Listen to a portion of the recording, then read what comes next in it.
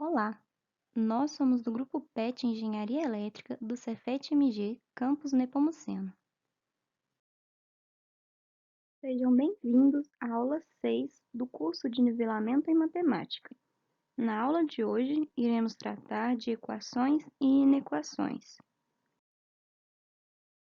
Iremos abordar definições e propriedades de equações e inequações. E, ao final do conteúdo, apresentaremos alguns exercícios de fixação com o objetivo de compreender melhor a matéria.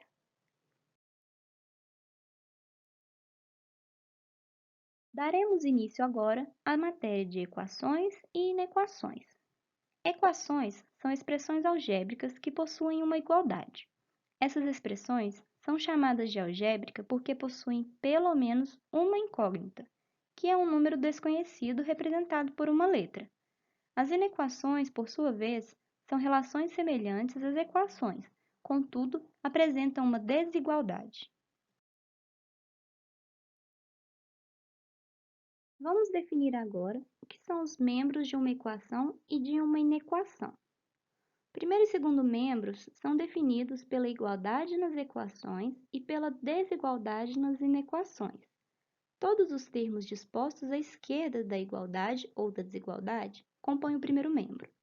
Já os termos dispostos à direita da igualdade ou desigualdade determinam o segundo membro. Vejamos um exemplo. Temos a seguinte inequação: 2x mais x menos 9x menor ou igual que 15 menos 4x. O primeiro membro é composto por 2x, x e menos 9x, já que esses termos estão dispostos à esquerda do sinal de desigualdade. O segundo membro é composto por 15 e menos 4x, já que esses termos estão dispostos à direita da desigualdade. Afinal, o que realmente é a igualdade e desigualdade? O sinal de igual é utilizado quando se quer expressar que existe um valor para as incógnitas que faz com que o resultado dos cálculos do primeiro membro seja igual ao resultado dos cálculos no segundo membro. Vejamos o exemplo. 3x menos 6 deve ser igual a zero. Sendo assim, resolvendo essa equação, 3x é igual a 6, x é igual a 6 dividido por 3. Então, x é igual a 2. Note que x igual a 2 é o único valor que x torna verdadeiro esta igualdade.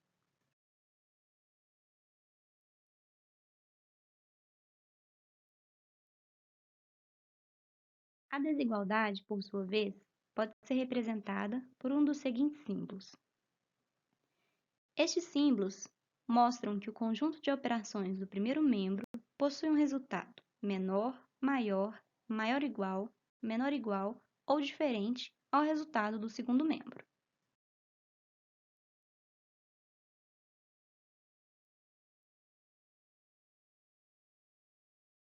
Uma propriedade importante da desigualdade é: se A é maior do que B, então menos A deve ser menor do que menos B. Ou seja, multiplicando-se ou dividindo uma desigualdade por um número negativo, inverte-se o sentido da desigualdade. Vejamos então um exemplo.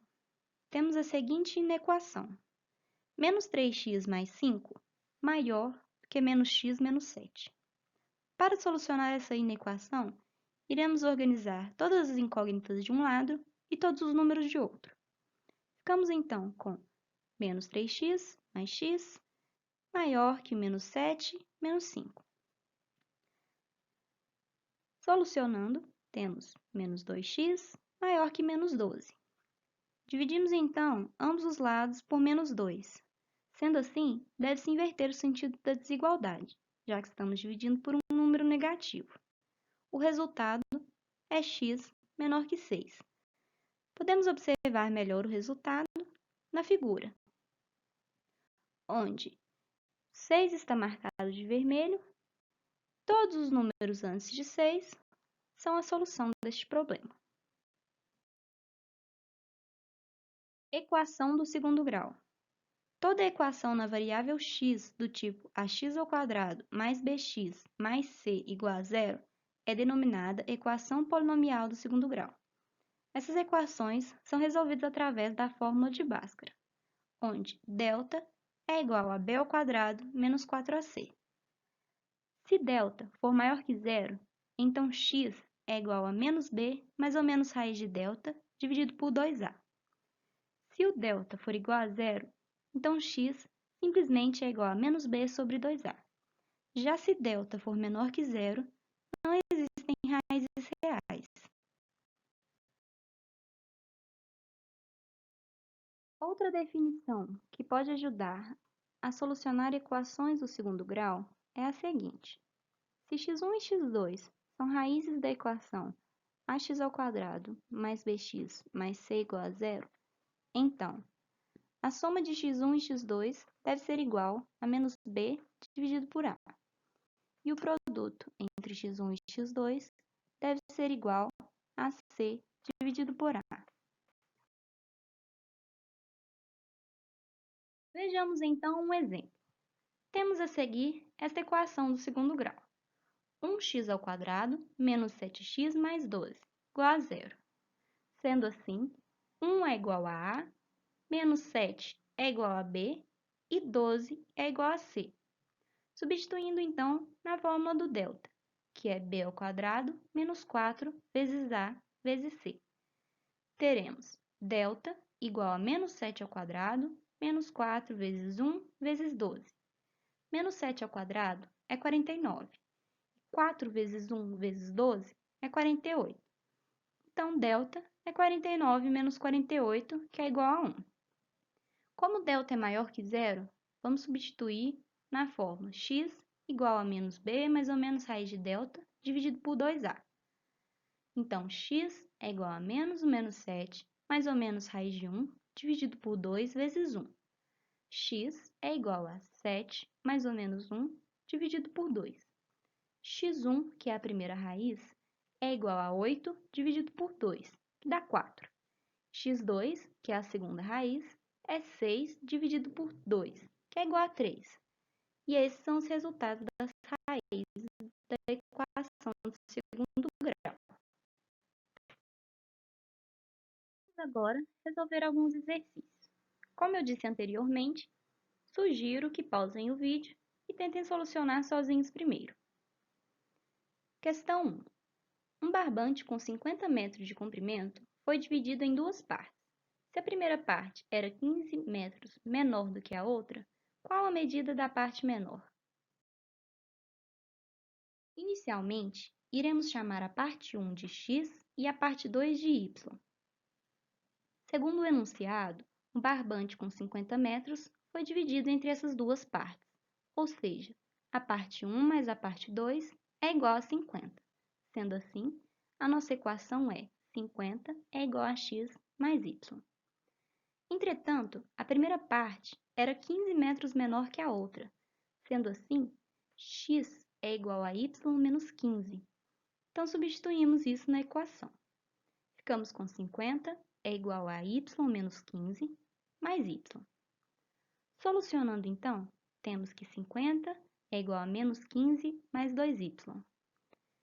Sendo assim, 50 mais 15 é igual a 2y. 65 é igual a 2y, então y é 65 dividido por 2. Então, y é igual a 32,5. Isso significa que a parte 2 mede 32,5 metros. Entretanto, ainda precisamos descobrir quando mede a parte 1. Basta substituirmos o valor de y na expressão x igual a y menos 15, que já foi dada pelo enunciado. Então, x é igual a y menos 15.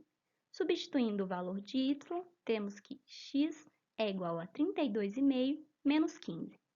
Sendo assim, x é igual a 17,5.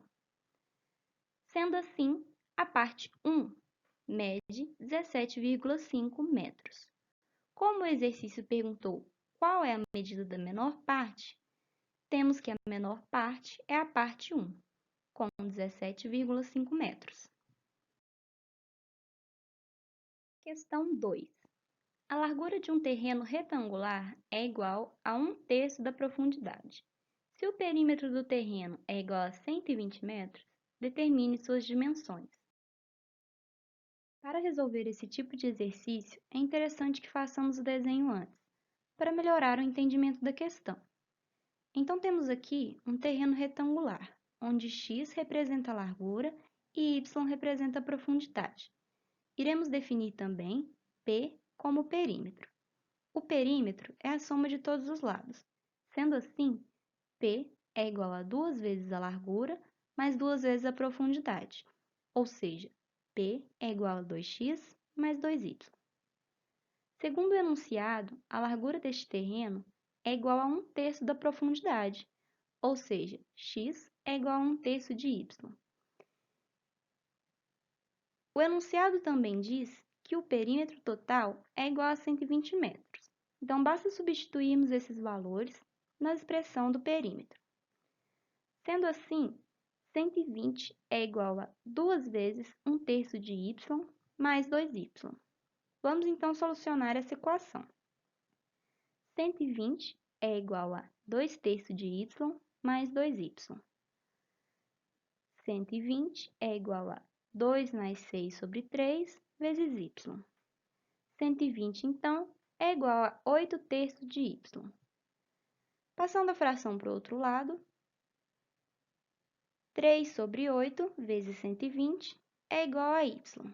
120 dividido por 8 é igual a 15. Então, 3 vezes 15 é igual a 45. Y é igual a 45. Obtemos, assim, o resultado da profundidade. Entretanto, ainda temos que calcular a largura. A largura é 1/3 da profundidade, então basta substituir esse valor. X é igual a 1/3 de y. Sendo y igual a 45, x é igual a 1/3 vezes 45. Então, x é 45 dividido por 3, que é igual a 15. Definimos, assim, a largura. Como o enunciado pede as dimensões deste terreno, já chegamos ao final do nosso exercício. O terreno tem 15 por 45 metros. Questão 3. João poupou R$ 1.250 para sua viagem de férias. Desse montante, R$ 375 serão gastos com passagem. O resto será usado no pagamento de refeições e diárias do hotel. Supondo que João pretenda gastar R$ 30 por dia com refeições, por quantos dias ele pode se hospedar em um hotel com diária de R$ 75? Vamos definir os dias de viagem como x e vamos retirar os dados do enunciado. O valor máximo a ser gasto é R$ 1.250. Com passagens, serão gastos R$ 375. Com refeições, R$ 30 por dia, ou seja, 30 vezes x. E com hospedagem, R$ 75 por dia, sendo 75 vezes x. Vamos então montar a expressão. Como 1.250 é o maior valor, então devemos utilizar o sinal de maior. Então, 1.250 deve ser maior do que todos os gastos somados. Quais são os gastos somados? São os gastos com a passagem, com refeições e com hospedagem. Sendo assim, são R$ 375 de passagem, mais 30 vezes x de refeições por dia, mais 75 vezes x de hospedagem por dia. Podemos, então, solucionar essa inequação. Vamos separar todos os números de um lado e todas as incógnitas de outro lado do sinal de desigualdade. Temos, então, 1.250 menos 375 maior que 105 vezes x. 875 maior que 105x. X, então, deve ser 875 dividido por 115. Sendo assim, x deve ser menor que 8,33. Como x representa um número de dias, devemos considerar um número inteiro, já que não existe 8,33 dias. O exercício pergunta quantos dias João pode se hospedar em um hotel. Como x deve ser menor que 8,33, João poderá se hospedar no hotel por 8 ou menos dias. Questão 4. 3 planos de telefonia celular são apresentados na tabela abaixo. Plano A tem um custo fixo mensal de R$ 35 e um custo adicional por minuto de 50 centavos. O plano B possui um custo fixo mensal de R$ 20 e um custo adicional por minuto de 80 centavos. Já o plano C não possui custo mensal. Entretanto, o custo adicional por minuto é R$ 1,20. A. Qual o plano mais vantajoso para alguém que utiliza 25 minutos por mês? E B. A partir de quantos minutos de uso mensal o plano A é mais vantajoso do que os outros dois? A letra A pergunta qual o plano mais vantajoso para alguém que utiliza 25 minutos por mês.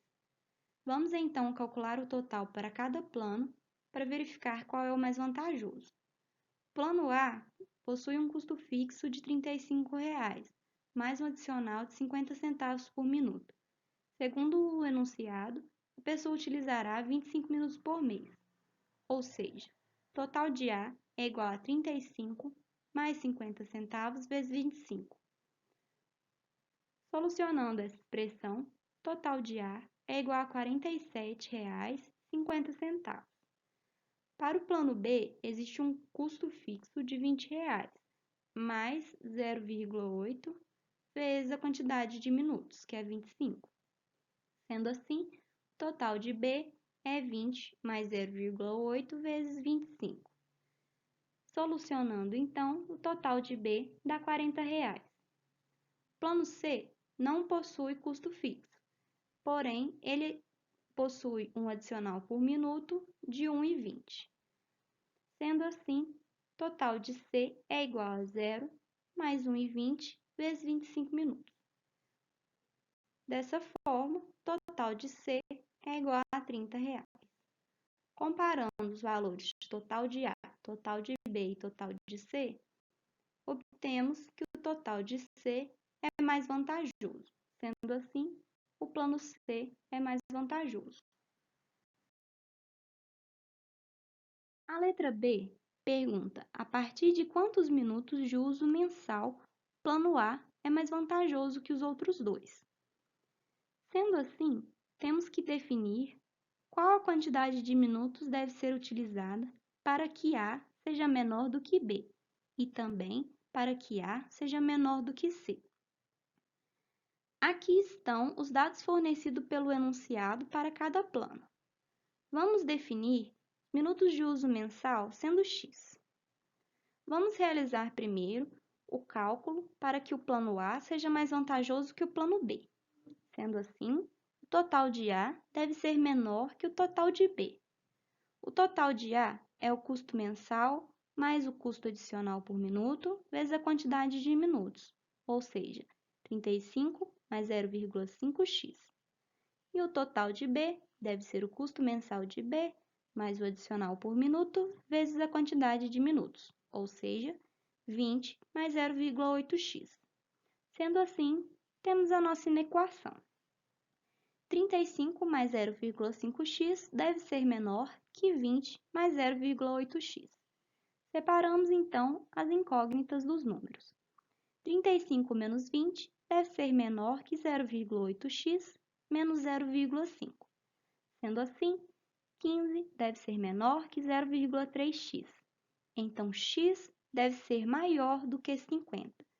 Isso significa que para o plano A ser mais vantajoso que o plano B, o usuário deve utilizar mais do que 50 minutos mensais.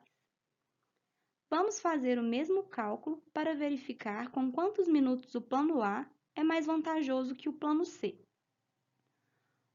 O custo mensal de C é 0 e o adicional por minuto de 1,20.